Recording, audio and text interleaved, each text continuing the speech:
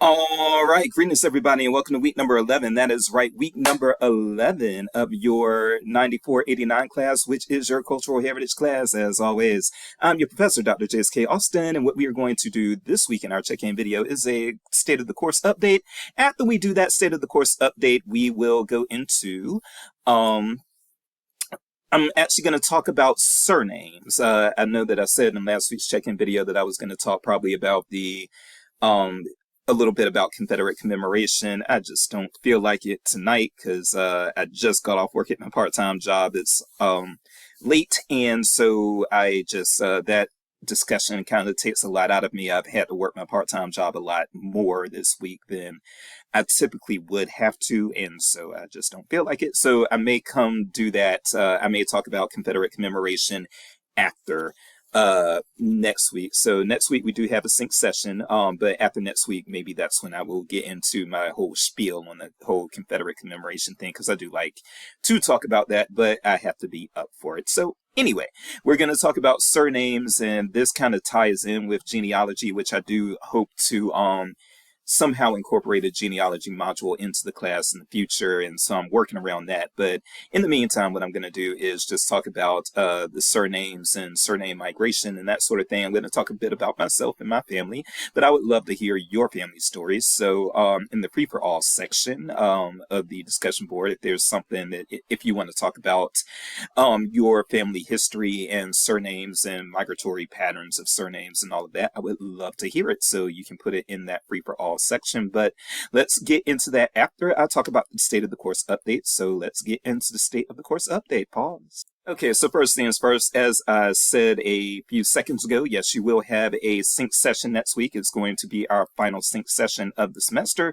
We will be hosting Cassie Clark on April the 14th from 7 to 8:30 p.m. Central Time, and she is going to talk a bit about Where the Dogwood Blooms, but I'm hoping that she will also, I've emailed her, and she's been really busy, so she hasn't gotten back to me. I actually emailed her about a month ago, and I haven't had time to talk to her one-on-one. I do talk to her pretty much every other week in a spaces on Twitter, but that doesn't give me one-on-one time with her really, and I need to get some one-on-one time with her hopefully before next Tuesday. But yes, next Tuesday we'll be hearing from her again. That's going to be a little different from the two previous sync sessions that you all had, but I do hope that you will take something out of this as well. She's going to come at things from a totally different angle, and she'll talk to you about how she does cultural preservation within and cultural memory within the state of North Carolina, and the things that she's doing in North Carolina. I hope that you all will take some guidance from that, take some ideas from that, and potentially there are some things that you could possibly do in your home county or your home state or what have you. So she built what she's doing, Where the Dogwood Blooms, from the ground up, and there is no reason why you all can't do anything similar. So that's the first thing I wanted to get out there. The next thing that I want to get out there as far as state of the course update is, if you have not, the deadline for letting me know if you wanted to do a cultural heritage project as opposed to doing the final paper was March the 31st. So if I have not heard from you by this point, then um, you can still plead your case if you want to do a heritage project, but I do need to hear from you. And then also, I believe there are three of you who did heritage projects, but you have not sent me the documentation yet. I need some sort of documentation and proof, and we've discussed that by email. So if that applies to you, please go ahead and get that to me so I can record your grade and we can be done with all of that. Okay. But yes, so if I haven't heard from you by now, then most likely you'll be doing a final paper, and that is okay. I will be reading those papers, but I do look forward to the to hearing about the cultural heritage projects that you all do if you elected to go the cultural heritage project route. All right, let's think of what else we got to do here. All right, so other things you should have done, you should have turned in your interview by now, your mini interview. You also should have done your midterm quiz. And then this week we have the Four Heritages paper coming up. That's going to be due on Sunday. So please get those in. And then really after you do that, it's pretty much just discussion board stuff until your final paper or your heritage project. So I know again that there were a lot of things coming at you back to back to back as far as the mini interview, then the midterm quiz, and then this paper. But once you get this paper out of the way, then you've kind of got just discussion board prompts and smooth sailing until the end of the semester. So we are pretty much winding down. And again, you all have been a fantastic class through it all. Go ahead and get those papers to me if you've got by Sunday night. If you have any questions, as always, message me or email me or whatever, and I will get back to you. I know that there are a few questions that have been asked from people via message or email, and I will get back to you. It's just, again, I've been busy. I know we're all busy, so I'm not trying to use that too much as an excuse, but still, it is a thing. And outside of that, though, that is pretty much it. Again, we are winding down and headed toward the end of the course, and yeah, you all have been fantastic. I am working to get caught up on the discussion boards and that sort of thing, but yeah, grading is just a challenge for everybody. We're a smaller faculty. That does keep your tuition costs down because there are fewer of us to pay, but that also means that we have a lot of duties that are spread out throughout our smaller faculty, whereas things I feel are a lot more comfortable, honestly, for programs with bigger faculty, but they also make you pay more tuition. So it is a balance, one way or another. You're going to have to give up something to get something one way or another. So that's what it is. But I am grading as efficiently as I can, along with trying to handle everything else that's going on in my life. But in the meantime, just try to handle and enjoy what is going on in your life. Okay. And really that just does it for the state of the course update. There isn't too much else to say other than that. So from here, I am going to talk a bit about surnames. All right, so again, when it comes to the whole surname issue, the reason why I'm bringing this up in part is because I actually had a discussion with a colleague the other day, last week actually, and this colleague was telling me, like, I was just curious about her last name. I'd never heard that last name before, and I just asked her, what that last name was about, and she went into a spiel of a whole family history that was associated with her last name. She talked about how it was French via Canada. So she's got some French Canadian, I guess, heritage going on. But then also she told me that from there, that surname is very common in the Northeast, Maine, Vermont, and those sorts of things. However, that surname, also being a French surname, is pretty common in the South, in Louisiana, and in the Cajun areas especially. And she actually relayed to me kind of a funny anecdote about how, yes, her family was...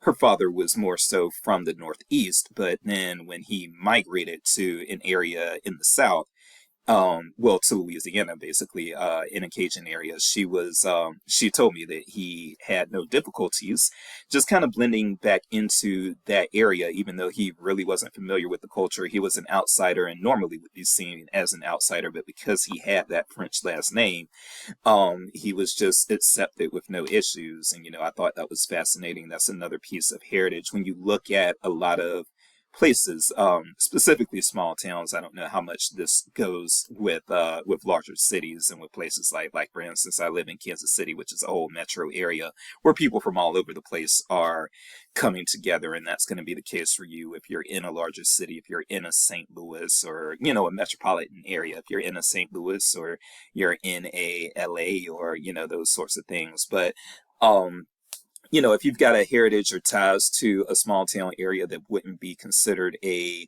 metropolitan area, then there is a good chance that there is that you've got surnames that are more localized to that area, and there can be a lot of reasoning and a lot of history and heritage behind those surnames. So if that's something you've never looked into, then I would go ahead and encourage you to do so. And it is something that, quite frankly, and I'll talk back and circle back to this, but this is something that actually has been a big deal on my family. Now, I won't concentrate too much on my family and my surname, but I will say that it is a big deal. So when it comes to my family, I am descendant from slaves who worked for the Alston families of North and South Carolina, specifically mine, North Carolina, specifically Warren County and Butte County, North Carolina. And there is a lot of documentation about those, the white Alstons and their slaves, because the white Alstons were, back in the day, one of the wealthiest families in North Carolina, just massive amounts of land, massive amounts of slaves, and that sort of thing.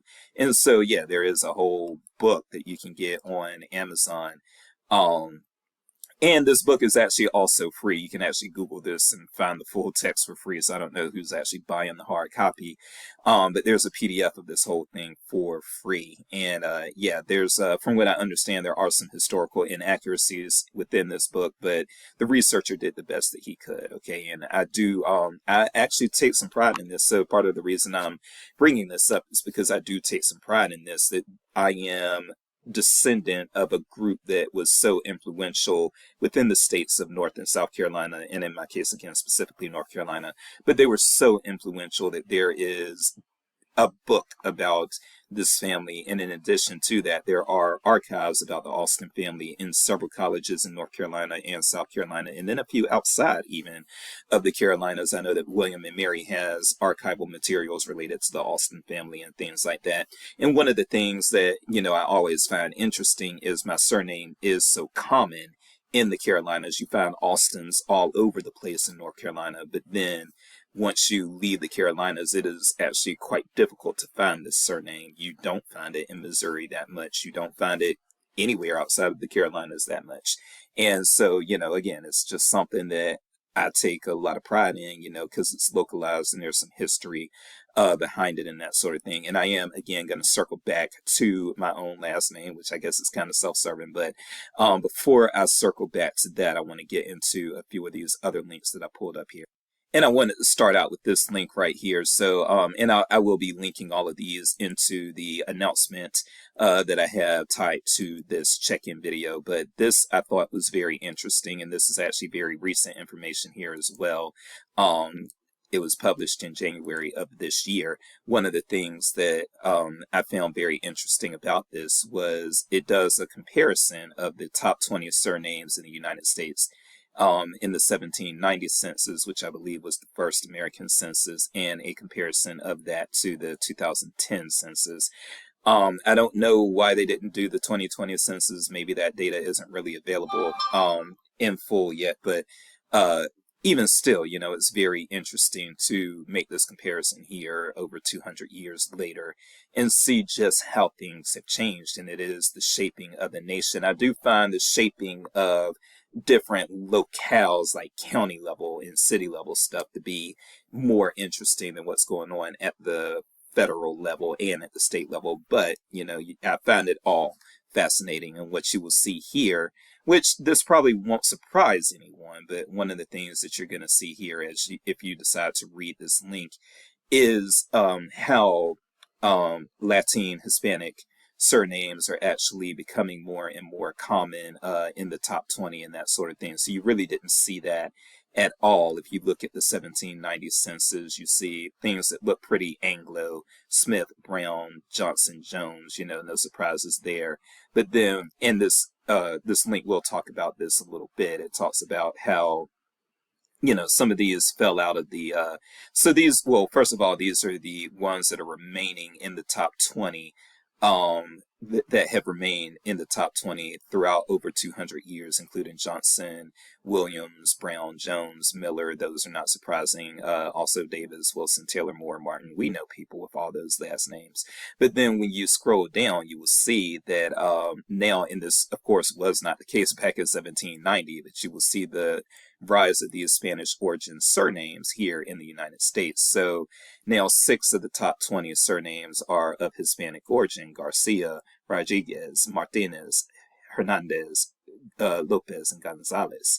So you see these things, and then you see how some of these old classic surnames that are no longer in the top 20, how far they've dropped. Wood has the most dramatic decline. They talk about from the 15th place to the 84th place, but you see a lot of these, and I was actually surprised of Thompson, because I can't go anywhere without meeting a Thompson. But yeah, they're just barely out of the top 20 at 23 at this point, but they were the 13th. But this is a reflection of how our country has changed over the years. And there's another kind of supporting link right here that I've kind of gone through, and this is from about 10 years ago, that just talks about how I found this part particularly interesting right here. It talks about how there are fewer names to cover a large segment of the Hispanic, Asian, or Black populations compared to the white population. So the white population has higher, quote unquote, higher surname diversity, and certainly that actually does not surprise me. So when you read further down here, you'll see that certainly there's no surprise here about how it says that most names are dominated by one Hispanic origin or race group. For example, 98% of people with the last name Zhang are Asian. That doesn't surprise me. This kind of surprised me a little bit more than 87% of those with the last name Washington are Black. More than 96% with Barajas as a surname are Hispanic, and more than 98% of those with that, I've never seen this last name before, but Yoder are white. But one of the things that I did find interesting as you scroll down is actually, sorry, it wasn't a scroll down, it was a scroll up. So when I scroll back up, yeah, I found this all fascinating here. The rising frequency of Latino and Asian surnames is a reflection of growth in those populations, however, and I think this is very interesting. The high ranking of some Hispanic names nationally is partially the result of less surname diversity in that group. So, for example, what they're saying here is there's more surname clustering among Hispanics. 26 surnames cover a quarter of the Hispanic population, and that's actually pretty high when you think about it. 26 surnames cover a fourth of our Hispanic population in this country, and 16% of Hispanic people report one of the top 10 Hispanic surnames. It does say there's a similar pattern for Asians and Blacks. I don't know about Asians, because I'm not Asian, but I will say I would be surprised if that really does hold true with the Black population, especially when you consider the fact that Black populations now, via the census, they don't exclusively include those of us who are descended from Black American slaves. The Black population now also, census-wise, also includes those who are African migrants and those who are migrants from the Caribbean and some other places. So I say that to say that I would say most Black people who have not changed their names or anything like that. And there is also a history of Black people in this country changing their names to more Africanized names, or to more names associated with like the Nation of Islam and things like that. But if they are keeping those names that they inherited from their slave owners back in the day, then a lot of times those names are, some sort of British origin generally. But you will see still, because there's so much diversity within all of these white surnames, I would have thought that there would be a lot of diversity within the Black surnames as well. Because again, you will find, at least in the Carolinas, you will find a lot of Black Austins, and then, throughout the country, you'll find a lot of Black Millers, Black Smiths, a lot of Black Joneses, and things like that. But there is still a lot of variation there, even with all of these Anglo surnames and a lot of the Black people who inherited those types of Anglo surnames. I would have honestly expected to see more diversity in surnaming with them, but according to this link, at least, it is saying that you find a similar pattern with Blacks as well as Asian people. And I will say, I went to a high school that was the only high school that offered English as a second language in a pretty large school district. And so we had people from all over the country at my house. I mean, all over the world at my high school. And there were certain last names that you would see very commonly with my Asian classmates. Probably the most common, because we had a lot of people who are of Vietnamese descent. Well, actually, people who were from Vietnam, even in my high school. And so the surname Nguyen was very popular at my high school. So yeah, it's just interesting stuff to think about. And the more our country changes, the more this will be a reflection of those changes. Now, I am going to talk a little bit about a few more things and hopefully wrap up within the next 6 minutes here to make this a 25-minute video. All right, so again, talking very quickly about my particular last name. And I'm not going to bore you with this too much, but I will say, even through slight Google searches and everything. So I'm from Warren County, North Carolina. I'm from Soul City, North Carolina, which is a community within Warren County, North Carolina. But my ancestors have inhabited, on my dad's side of the family, have inhabited Warren County for centuries. And so one of the things that you'll see here, and I'll link this page, or I'll link all these pages actually in the announcement, but as you'll see here, there was a slaveholder list, and there were, as you can see, lots of slaves, even among these common people. But you see these Austin names here, and you see, this person here had 81 slaves, 39, 29, 30, 48. That's not a small number of slaves. A lot of families in the South, if they had slaves, they still only had, a lot of times 1 to 5, unless they were running big plantations. So when you see somebody with, more than 50 slaves, that's actually a big deal. So 81 slaves, 58 slaves, all of that going on. That's pretty big. And so I'm going to flip over to this link right here, the Austin Plantations in North Carolina.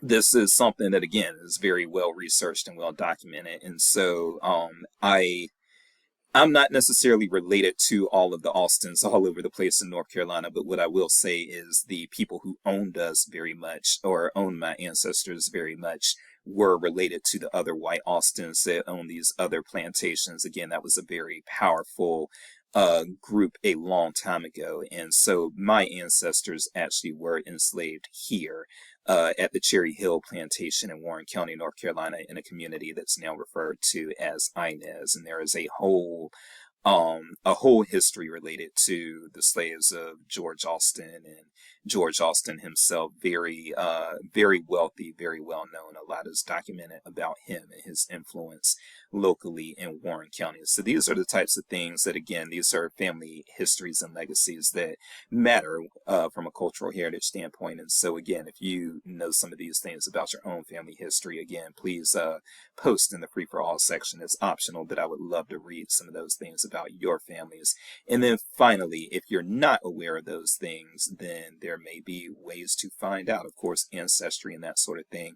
But I find this page here is a good place to get started. So I'll link this. This is Kennesaw State University in Georgia. How do I find out the origin of my last name, surname, or family name? And there are some resources that you can use. I don't believe that the University of Missouri has a library edition of Ancestry.com, but you can find a lot of things in a lot of public libraries. So if you haven't visited your public library, but you're interested in this sort of thing, this might be something that your local public library can help you with as far as beginning genealogy research and things like that.